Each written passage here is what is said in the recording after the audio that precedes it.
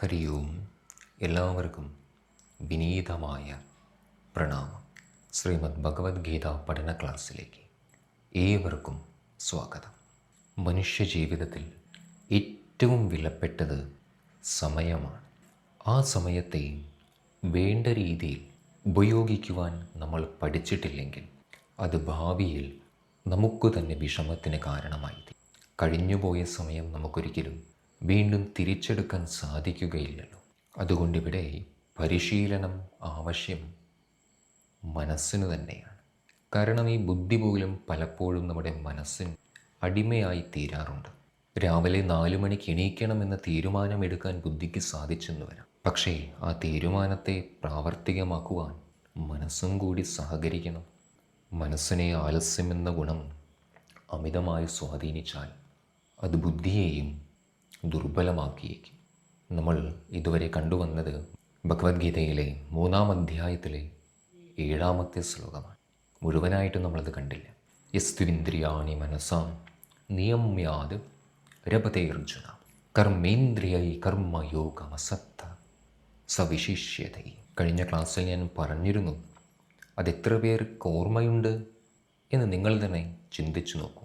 നമ്മുടെ ഊർജം അനാവശ്യമായി വെറുതെ ഓരോ നിമിഷവും നഷ്ടപ്പെട്ടുകൊണ്ടിരിക്കുന്നുണ്ട്. നമ്മുടെ മനസ്സിലെ അനാവശ്യമായ ചിന്തകളും ഉത്കണ്ഠയും ഭയവും ക്രോധവും ആവശ്യമില്ലാത്ത ആഗ്രഹങ്ങളും കാരണം ഇവിടെ നമ്മൾ ഈ നഷ്ടമായിക്കൊണ്ടിരിക്കുന്ന ഊർജത്തെ ഒന്ന് ശേഖരിച്ച് നമ്മുടെ ലക്ഷ്യത്തെ പ്രാപിക്കുവാൻ വേണ്ടി ആ ഊർജത്തെ പ്രയോഗിച്ചാൽ അത് കർമ്മയോഗത്തിലേക്കുള്ള പാതയായിത്തീരും. ചുരുക്കി പറഞ്ഞാൽ, മനസ്സിനിഷ്ടമുള്ള കർമ്മമേഖലയിൽ വെറുതെ സമയം ചിലവഴിക്കാതെ ബുദ്ധിപൂർവം നമ്മൾ തീരുമാനിച്ചുറപ്പിച്ച ലക്ഷ്യത്തെ പ്രാപിക്കുവാൻ വേണ്ട പരിശ്രമം ചെയ്യുവാനുള്ള പരിശീലനം ആർക്കു നൽകണം? മനസ്സിന് നൽകണം. ഇവിടെ വളരെ സ്നേഹത്തോടെ ഭഗവാൻ നമുക്ക് നിർദ്ദേശം നൽകുന്നുണ്ട്. ആ കർമ്മങ്ങൾ ചെയ്തുകൊണ്ടിരിക്കുന്ന സമയത്തും അനാസക്ത ഭാവത്തോടു കൂടി വേണം ആ കർമ്മങ്ങളിൽ മുഴുകുവാൻ. അതല്ലെങ്കിൽ എന്താണ് ഒരു പ്രശ്നം? ആസക്തി കാരണം ബന്ധനമുണ്ടാകും. ഇനിയൊന്ന് ശ്രദ്ധിക്കൂ. ചിന്മയാനന്ദ സ്വാമികൾ ഈ ശ്ലോകത്തിന് ഒരു ഉദാഹരണം വളരെ മനോഹരമായി നമുക്ക് നൽകിയിട്ടുണ്ട്. നമ്മൾ ഏതെങ്കിലും നല്ല മനോഹരമായ ഒരു സ്ഥലത്ത് കുടുംബത്തോടു കൂടി യാത്ര ചെയ്യുന്നു. നമ്മുടെ മനസ്സിൽ ഒരാഗ്രഹം തോന്നി ഒരു ഫോട്ടോ എടുക്കാൻ. നമ്മൾ നേരെ നമ്മുടെ മൊബൈലെടുത്തു, സെൽഫി ക്യാമറ ഓണാക്കി, എല്ലാവരോടും ക്യാമറയിലേക്ക് നോക്കാൻ പറഞ്ഞു. എന്നിട്ട് നമ്മൾ ആ ക്യാമറ ഇങ്ങനെ ഓണാക്കി വെച്ച് അതിലേക്ക് നോക്കിക്കൊണ്ടിരിക്കുകയാണ്. പക്ഷേ ആ ഫോട്ടോ മൊബൈലിൽ ക്യാപ്ചർ ആകുന്നില്ല. അതെന്ത് പറ്റി? ക്യാമറ എത്ര മണിക്കൂറുകൾ ഓണാക്കി വെച്ചാലും നമ്മൾ ആ ഫോട്ടോ എടുക്കേണ്ട ബട്ടൺ ഒന്ന് പ്രസ് ചെയ്താലല്ലേ നമ്മൾ എടുക്കാൻ ആഗ്രഹിച്ച ചിത്രം മൊബൈലിൽ സ്റ്റോറാവും. ഇനിയൊരു ഇരുണ്ട ഒരു സ്ഥലത്ത് പോയി നമ്മൾ ക്യാമറ ഓണാക്കി ഫോട്ടോ എടുത്തുകൊണ്ടേയിരുന്നാൽ ആ ചിത്രം ഭംഗിയില്ലെങ്കിലും ആ പിക്ചർ നമ്മുടെ മൊബൈലിൽ സ്റ്റോറായിട്ട് നമുക്ക് ലഭിക്കും. ഇവിടെ നമ്മുടെ മനസ്സിൻ്റെ ശ്രദ്ധയെ ഒരു പ്രത്യേക വിഷയത്തിലേക്ക് കൊണ്ടുവരികയാണ്. ശ്രദ്ധിക്കൂ. ആസക്തിയുടെ ആവരണം കൊണ്ട് മൂടപ്പെട്ട ഒരു മനസ്സുകൊണ്ട് നമ്മൾ ഈ ലോകത്തിൽ ഏതു കർമ്മങ്ങൾ ചെയ്താലും അത് കൂടുതൽ കൂടുതൽ വാസനകളെ മനസ്സിലേക്ക് ആകർഷിക്കുവാനും ഈ വാസനകൾ കാരണം ഈ വാസനകൾ തന്നെ ബന്ധനമായി തീരുകയും ചെയ്യും. ഇനി ഞാൻ ഈ വാസനകൾ എന്ന വാക്ക് ഇവിടെ ഭഗവത്ഗീതയിൽ പല സന്ദർഭങ്ങളിൽ നമുക്ക് കാണാം. വാസന എന്നാൽ ചിന്തകൾ തന്നെയാണ്. ഇഷ്ടാനിഷ്ടങ്ങൾ, രാഗദ്വേഷങ്ങൾ തുടങ്ങിയ ചിന്തകൾ. ഇവിടെ ഭഗവാൻ നമുക്ക് നിർദ്ദേശിക്കുന്നത് ആ ആസക്തി ഇല്ലാതെ കർമ്മങ്ങളെ ചെയ്യുവാൻ.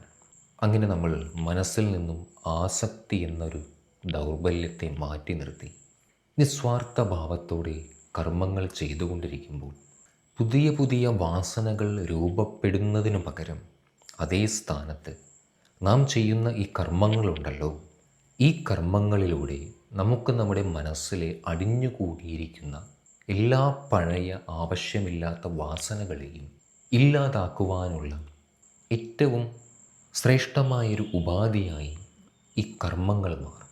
അങ്ങനെ അത് കർമ്മയോഗമായി തീരും. ഇപ്പോൾ എല്ലാവർക്കും മനസ്സിലായിട്ടുണ്ടാകും, ഒരു സംശയവും ഉണ്ടാകില്ല മനസ്സിൽ.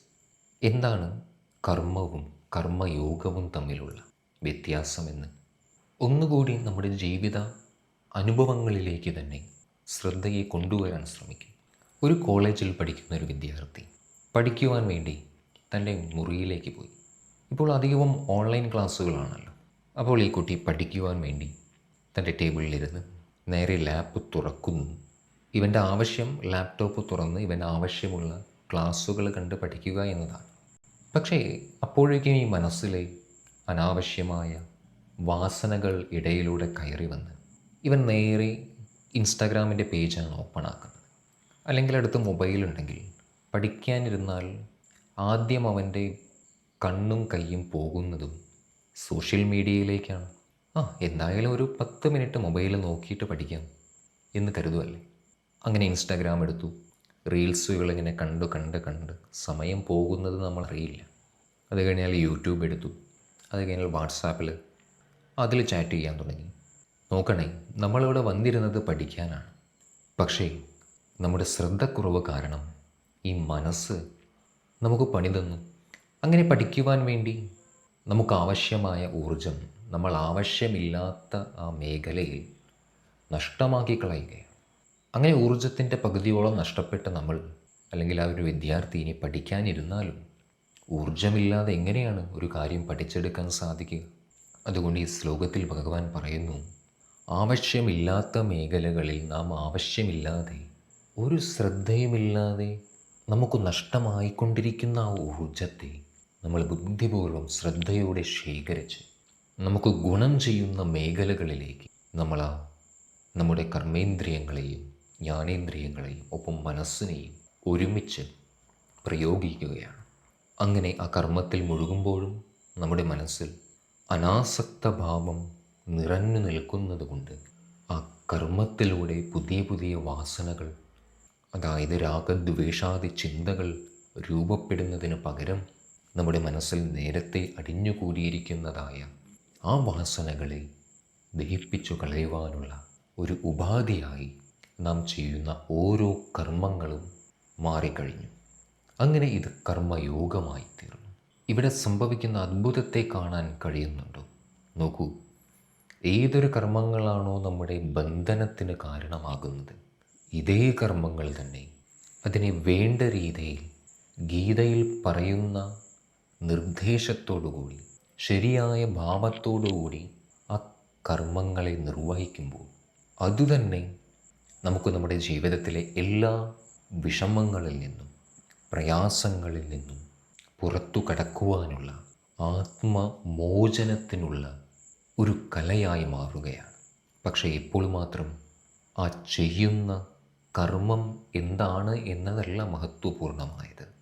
ആ ചെയ്യുന്ന കർമ്മത്തിൽ മനസ്സിൻ്റെ ലയം എത്രത്തോളമുണ്ട് എന്നും ആ ചെയ്യുമ്പോൾ മനസ്സെത്രത്തോളം ശാന്തമാണെന്നും മറ്റു ചിന്തകളെ മാറ്റി നിർത്തിക്കൊണ്ട് അതിൽ മുഴുകുവാൻ സാധിക്കുന്നുണ്ട് എന്നുമാണ്. അതായത് അനാസക്ത ഭാവത്തോടുകൂടി കർമ്മങ്ങൾ ചെയ്യുവാൻ നമുക്ക് സാധിക്കുന്നുണ്ടോ എന്ന് സ്വയം നമ്മളോട് തന്നെ ഒന്ന് ചോദിച്ചു നോക്കുക.